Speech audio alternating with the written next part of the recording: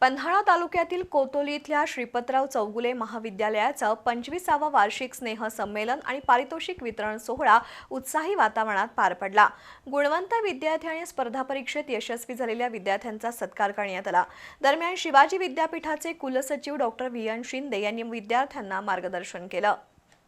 पन्हाळा तालुक्यातील कोतोली माळवाडी इथल्या ज्ञानगंगा शिक्षण समूहाचा वार्षिक स्नेह संमेलन आणि पारितोषिक वितरण सोहळा मान्यवरांच्या हस्ते संपन्न झाला।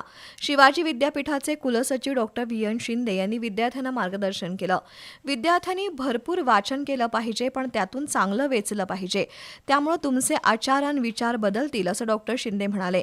तर शिक्षणाची गंगा घरोघरी गेली पाहिजे, प्रत्येक घरातील मुलगा मुलगी शिकली पाहिजे या हेतूने शिक्षण संस्था स्थापन करून सर्व शिक्षण एकाच छताखाली आणल्याचं डॉक्टर के.एस. चौगुले यांनी नमूद केलं। दरम्यान प्राचार्य डॉक्टर विजयकुमार पाटील यांनी संस्थेच्या कार्याची ओळख करून दिली, तर सचिव शिवाजीराव पाटील यांनी अहवाल वाचन केलं। दरम्यान पाहुण्यांच्या हस्ते महाविद्यालयाच्या अंकाचा प्रकाशन सोहळा संपन्न झाला। विविध स्पर्धेतील विजेत्यांचा आणि स्पर्धा परीक्षेमध्ये यशस्वी झालेल्या विद्यार्थ्यांचा गुणगौरव समारंभ पार पडला। स्त्री शक्तीचा जागर या संकल्पनेवर स्नेह संमेलन सादर करण्यात आलं। गीत, संगीत, नृत्याविष्कार आणि नाट्याद्वारे उलगडून दाखवणारी विविध गुणदर्शनाची मेजवानी रसिक पालकांना विद्यार्थ्यांनी दिली।